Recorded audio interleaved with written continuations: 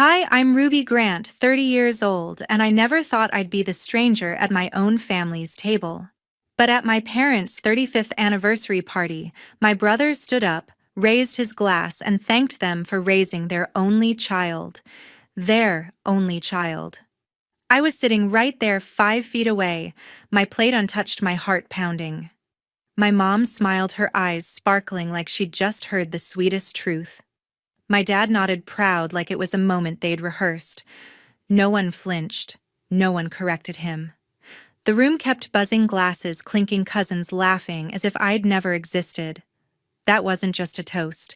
It was a declaration, a line drawn in the sand with my name erased. I didn't scream or cry. I didn't even blink. Instead, I reached into my bag, pulled out a small, neatly wrapped box, and set it on the table. "Don't open it yet," I said softly, my voice steady but sharp enough to cut through the noise. Every head turned. My brother's grin faltered. My parents' smiles froze. They didn't know it, but that box held something that would unravel everything they thought they could hide.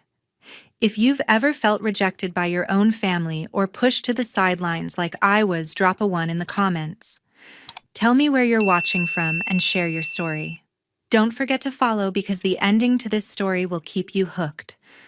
I'd spent years trying to fit into a family that never seemed to see me, and the memories came rushing back sharp and unyielding. They weren't just moments. They were proof of how long I'd been invisible. 2 years ago, I spent weeks planning my mother's 50th birthday. I'd saved up to buy Doris Grant a custom necklace, a silver pendant with her initials carved in delicate script. I wrapped it carefully, wrote a card about how much she meant to me, and drove 3 hours to Wichita to surprise her. When I handed it over, her eyes barely flicked to the box. "Oh, that's nice," she said, setting it on the kitchen counter next to a stack of napkins. My brother got her a new coffee maker. Nothing fancy, just something he grabbed last minute. She spent the whole dinner gushing about how it made her mornings perfect. My necklace. Never saw it again. I checked her jewelry box once, months later. It wasn't there. Then there was Shane Grant's big promotion party last summer. He'd climbed the ladder at his finance firm, and the family threw a bash at a local steakhouse. I found out about it from a cousin's Instagram post, smiling faces, champagne flutes, my parents beaming like they'd won the lottery. I wasn't invited. Not a text, not a call, not even a casual mention. When I asked my father, Lawrence Grant, about it later, he shrugged. "Thought you were busy," he said, then changed the subject to Shane's new corner office. I wasn't busy.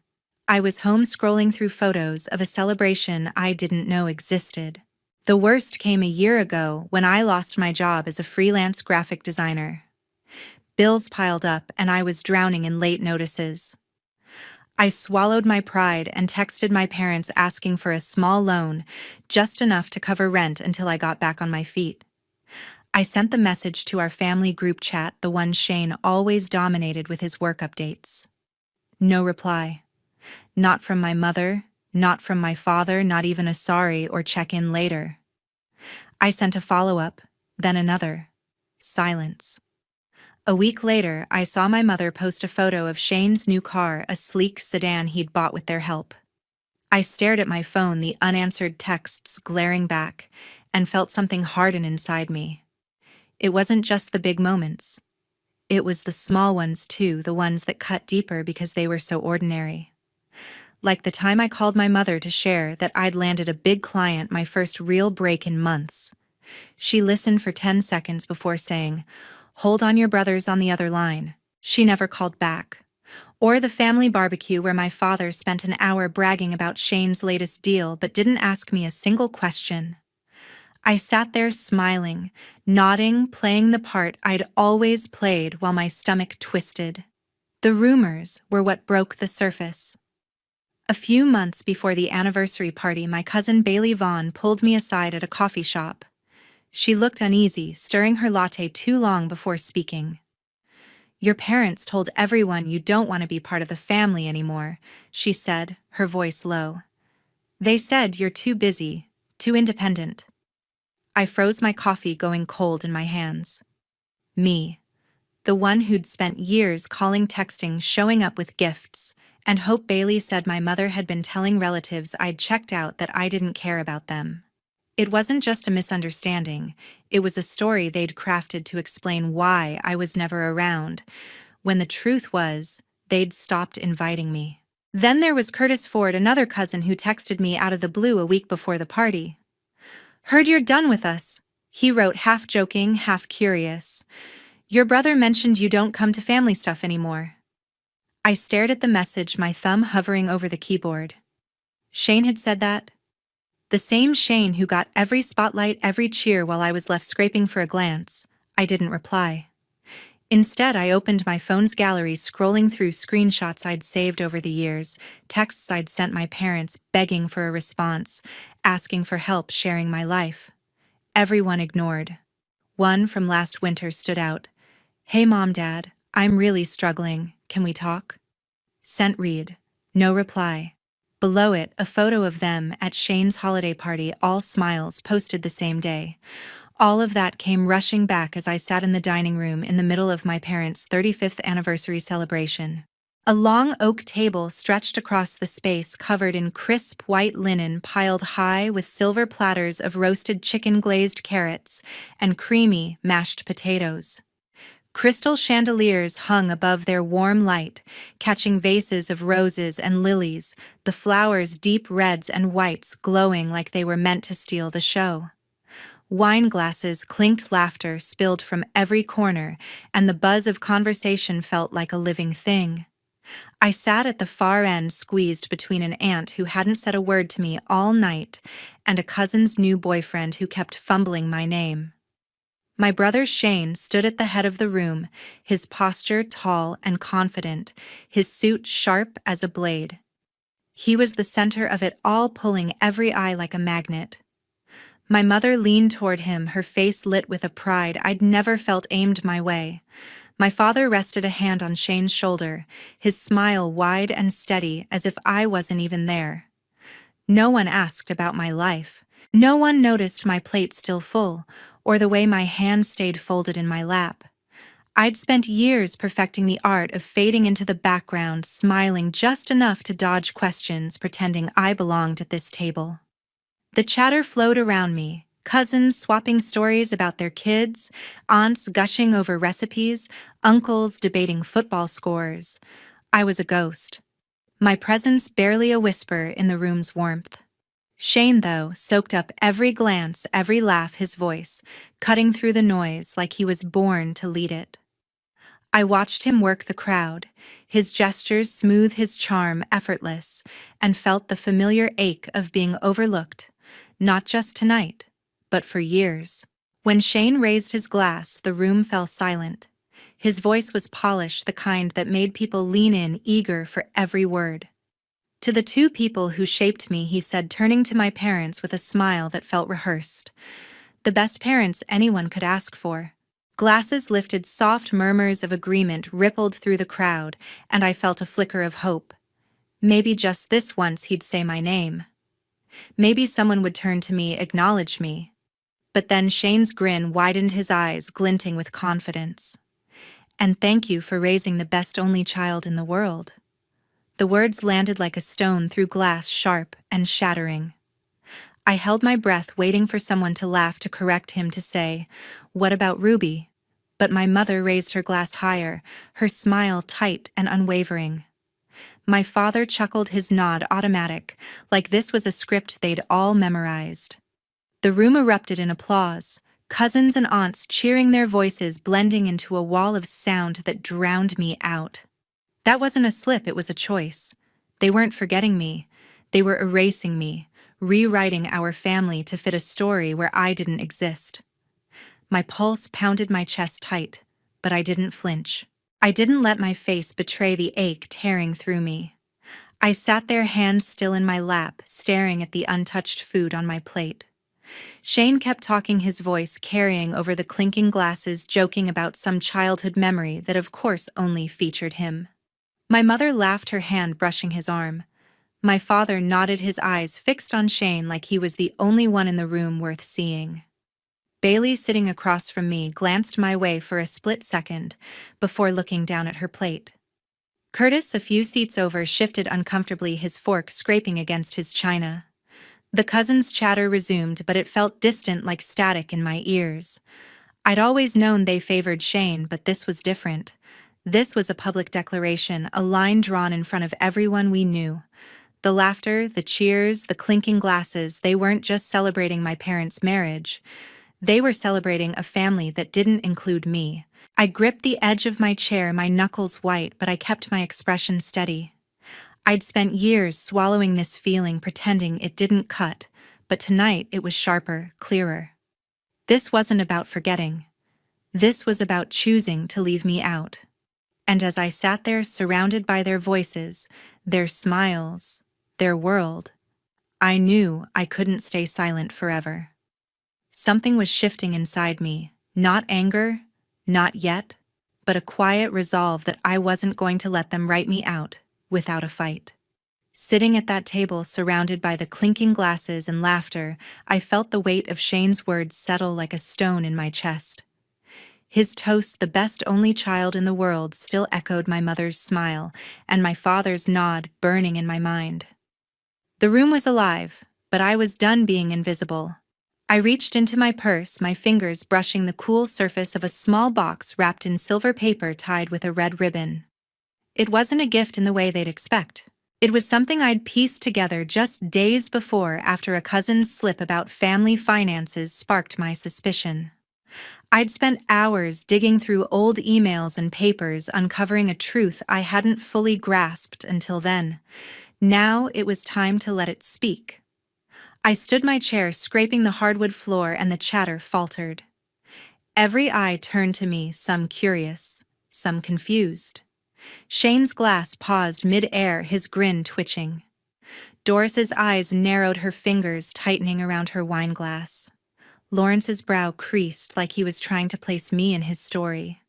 I walked to the center of the table, my steps slow and deliberate, and set the box down in front of my parents. "Don't open it yet," I said, my voice low but steady, cutting through the room's hum. I didn't explain. I didn't need to.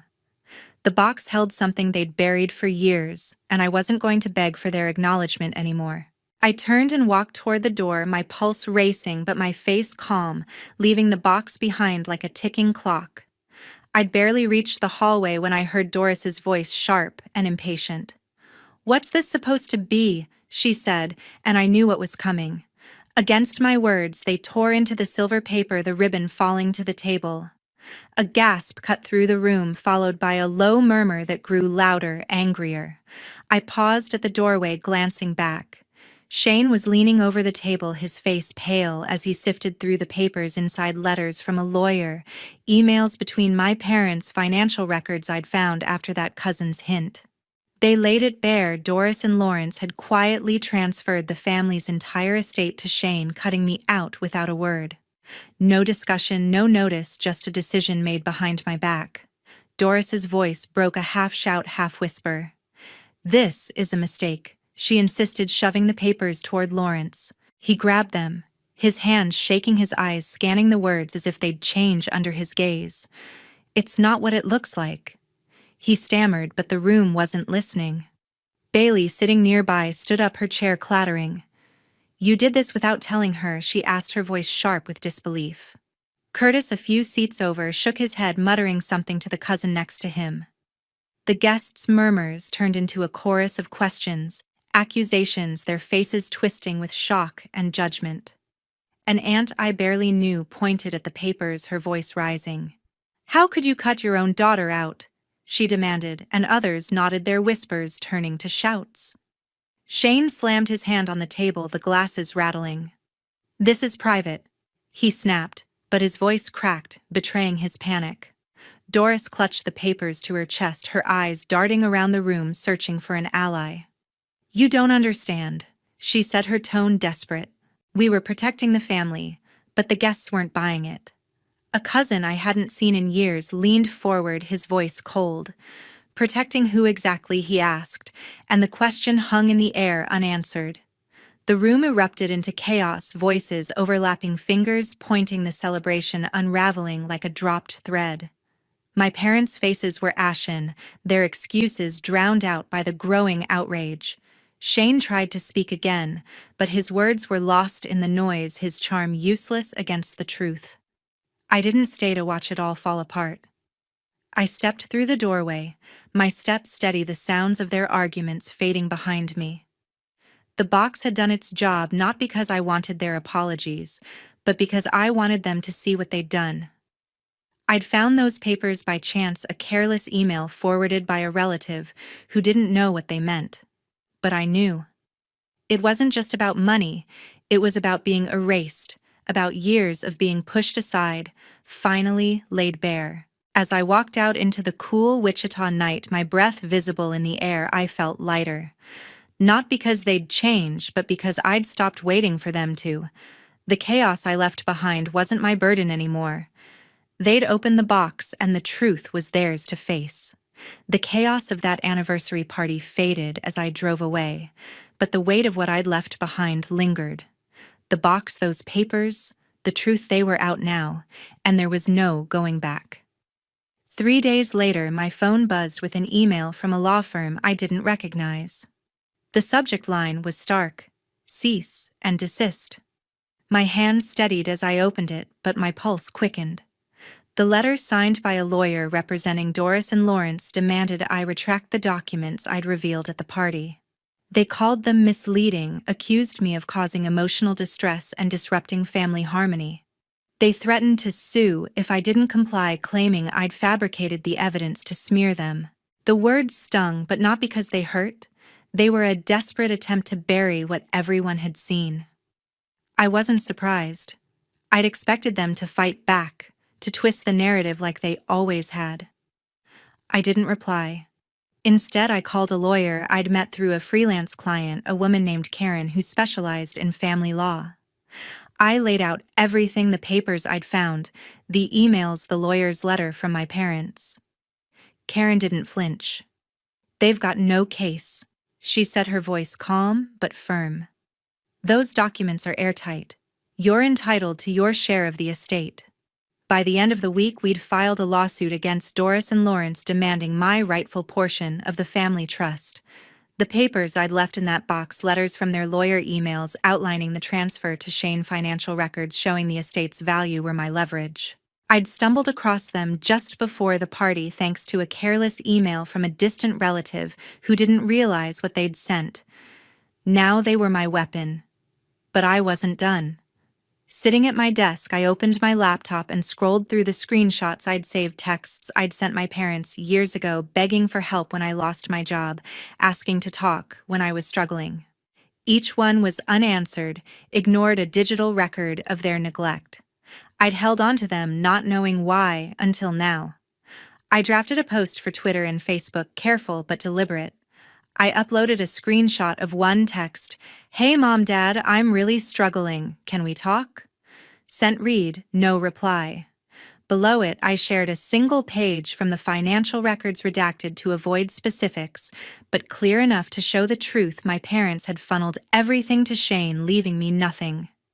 My caption was simple: "This is what it feels like to be erased by your own family." I hit post, my hands steady, my heart racing. The response was immediate. By morning, my phone was buzzing with notifications. Friends from Wichita, old classmates, even strangers shared my posts, their comments flooding in. "That's awful," one wrote. "How could they do that to you?" another asked. A local business owner I barely knew messaged me, "You're not alone. My family did something similar." The post spread beyond Wichita, picking up thousands of likes and retweets. A community group in town shared it, calling out family secrets that hurt the ones who deserve better. I watched the numbers climb, each share a crack in the perfect image my parents had built. Doris called me that afternoon, her voice sharp over the phone. "You're humiliating us," she said. "Not asking, not apologizing. Take it down." I didn't argue. I didn't beg for her to see my side. "You made your choice." I said, my voice calm but firm, and hung up. Shane sent a text an hour later. This is low even for you. I didn't reply. Lawrence stayed silent as always. Their anger didn't shake me, it confirmed I'd hit a nerve. The truth wasn't just mine anymore. It was out there, seen by hundreds, then thousands. Carla Newman, my closest friend since college, showed up at my apartment that evening with takeout and a bottle of wine. You're tougher than they'll ever know, she said, her smile warm but fierce. She'd been there when I lost my job, when my parents ignored my calls, and now she sat with me scrolling through the comments, reading the ones that made us laugh, the ones that made us pause. Vernon Tate, another friend who'd always been more family than my own, called later that night. You did what you had to, he said, his voice steady. Don't let them make you doubt it. Their support wasn't just words, it was a lifeline pulling me through the storm of my family's backlash. By the next day, the story had reached local news blogs. A small Wichita outlet ran a piece. Family dispute goes viral, sparks. Debate on fairness.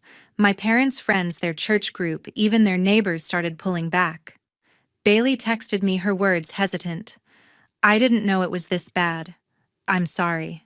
Curtis stayed quiet, but I saw he'd unfollowed Shane on social media. The family's polished image was crumbling, their reputation unraveling with every share, every comment. They'd spent years painting me as the one who didn't care, but now the truth was out, and no amount of their excuses could cover it. I didn't gloat. I didn't need to. The lawsuit was moving forward, Karen confident we'd win. The social media posts weren't about revenge, they were about taking back my voice. I'd been silent too long, letting their lies define me.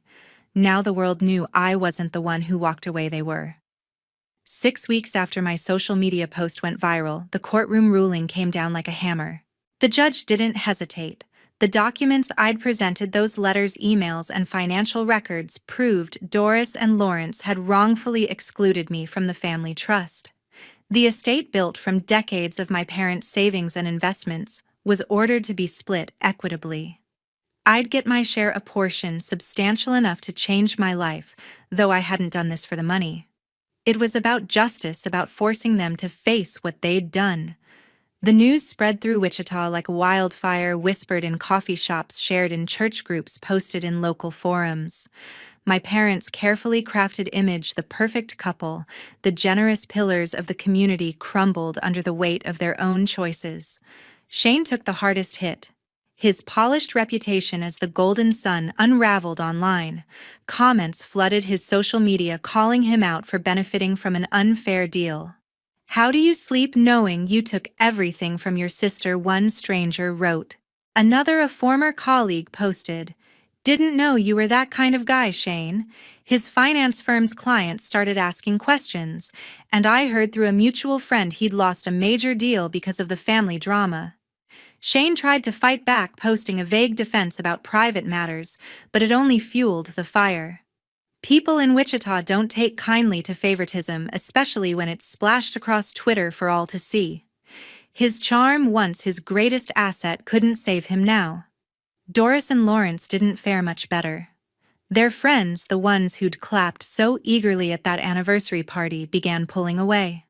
Their church group, once a weekly gathering of warm smiles and potlucks, stopped inviting them to events. A neighbor I barely knew messaged me saying she'd overheard Doris at the grocery store trying to explain to an old friend why they'd cut me out.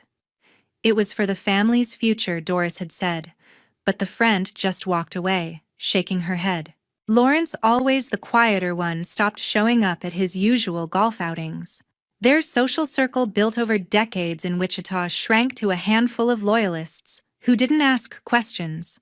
The rest turned their backs, unwilling to be tied to a scandal that had gone public. Bailey and Curtis, my cousins, stepped back too. Bailey sent me one more text after her apology, a short message saying she didn't want to pick sides but wished me well. I didn't reply. Curtis unfollowed Shane online and stopped attending family gatherings, according to a mutual acquaintance. They weren't part of the trust dispute, but the fallout touched them anyway. Neither wanted to be associated with a family now known for betrayal. In a small city like Wichita, where everyone knows everyone, their choice made sense. Guilt by association spreads fast, and they weren't willing to carry that weight. I didn't reach out to any of them. No calls, no texts, no attempts to mend what they'd broken. Doris tried calling once a week after the ruling, but I let it go to voicemail. Her message was short, her voice clipped. "We need to talk about this, Ruby." I deleted it. Shane sent another text accusing me of destroying the family, but I didn't respond. Lawrence stayed silent as he always had. I wasn't surprised. They'd made their choices long ago, and I was done chasing their approval. My focus was elsewhere, on building a life that didn't need their validation. Carla and Vernon were my anchors through it all. One evening, Carla invited me over for dinner at her place, a cozy apartment filled with the smell of homemade lasagna. We sat at her small kitchen table laughing over stories that had nothing to do with my family. "You're stronger than they'll ever understand," she said, passing me a slice of garlic bread. Vernon joined us later, his toolbox in hand from fixing my leaky sink earlier that day. "You don't need them," he said, his voice steady as he cracked open a soda. "You've got us." Those moments, eating, talking, laughing, felt like home more than any family gathering ever had. They didn't replace what I'd lost. They showed me what I'd gained. Wichita's tight-knit community kept talking. A local book club invited me to share my story, not for gossip, but to inspire others who'd been overlooked by their families. I didn't go, I wasn't ready, but their support lingered. My parents' house, once a hub for barbecues and holiday parties, grew quiet. Neighbors stopped dropping by. Their mailbox, once stuffed with invitations, held only bills. The truth I'd exposed didn't just cost them money. It stripped away the facade they'd spent years polishing. They weren't the victims here, and Wichita knew it. I didn't gloat. I didn't need their apologies or their regret. The lawsuit, the posts, the fallout, they weren't about revenge. They were about reclaiming my place, not in their family, but in my own life. As I sat with Carla and Vernon, their laughter filling the room, I felt a weight lift. I wasn't the daughter who'd been erased anymore. I was Ruby, building something new, surrounded by people who saw me for who I was. And that was enough. 3 months after the courtroom ruling, I stood in a small office in downtown Wichita, the lease freshly signed, the walls still bare but full of possibility. The money from the trust, my rightful share, wasn't just a number in my bank account. It was a chance to build something that mattered. I'd launched a nonprofit called Haven, a name that felt right for what I wanted to create, a safe space for people like me, those cast aside by their families, especially young women and others cut out of inheritances or left behind by those who should have cared. I'd been one of them, erased by my own blood, and I wasn't going to let anyone else feel that kind of alone. Haven wasn't just a project. It was my answer to every unanswered text, every ignored gift, every moment I'd been made to feel invisible. The first weeks were a blur. I hired a small team, mostly volunteers who'd heard my story through Wichita's grapevine. We set up workshops teaching women how to navigate legal battles over trusts, how to file claims, how to stand up when their families tried to write them out. I spent hours meeting with clients, single mothers, estranged siblings, people whose stories echoed mine. One woman, barely 20, told me how her parents had left everything to her brother, assuming she'd figure it out. I showed her how to request documents, how to find a lawyer, how to fight. Another client, a man in his 30s, had been cut from his family's will after coming out. We worked together to draft a case, and when he won a small settlement, he hugged me, tears in his eyes. Those moments didn't erase my past, but they gave it purpose. I wasn't just surviving anymore. I was helping others do the same. Carla and Vernon were with me every step. Sunday mornings became our ritual, meeting at a diner on the edge of town for pancakes and coffee. Carla, always quick with a laugh, would tease me about my terrible taste in syrup, while Vernon, ever practical, would sketch ideas for Haven's logo on a napkin. One weekend, Vernon showed up at my apartment with a toolbox, insisting on fixing my creaky porch steps. Can't have the boss of a nonprofit tripping over her own stairs, he said, grinning as he hammered away. Carla joined us, bringing lemonade and stories about her latest teaching gig. Those mornings, those small moments felt like family, not the one I was born into, but the one I'd chosen. They didn't ask me to be anything other than me, and that was more than Doris Lawrence or Shane had ever done. I didn't hear from my family after the lawsuit. Doris's voicemail was the last I'd gotten, and I hadn't responded. Shane's texts stopped after his failed attempt to defend himself online. Lawrence, true to form, stayed silent. Bailey sent one final message, a vague wish for things to get better, but I let it sit unanswered. Curtis hadn't reached out at all. I didn't need their words or their apologies. I'd spent years chasing their approval, trying to fit into their story, but I was done. They'd made their choices, and I'd made mine. Wichita's whispers about their fall from grace didn't reach me anymore.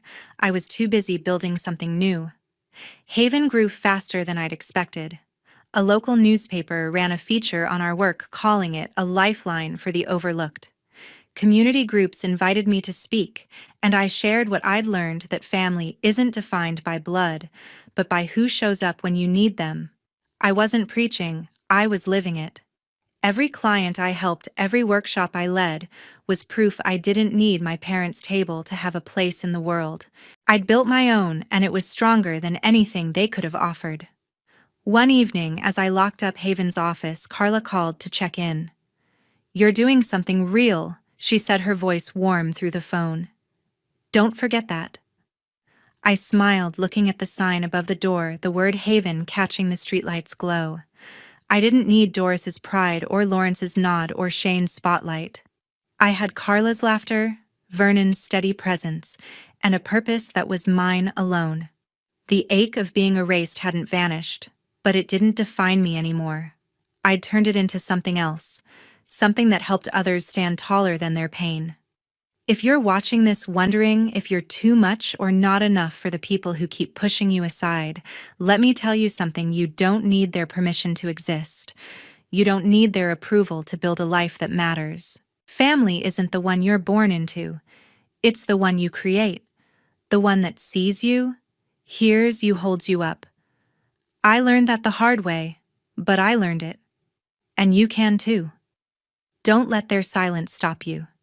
Stand up, build your own table, and choose who gets a seat. That's the truth I found, and it's the truth I'm passing on.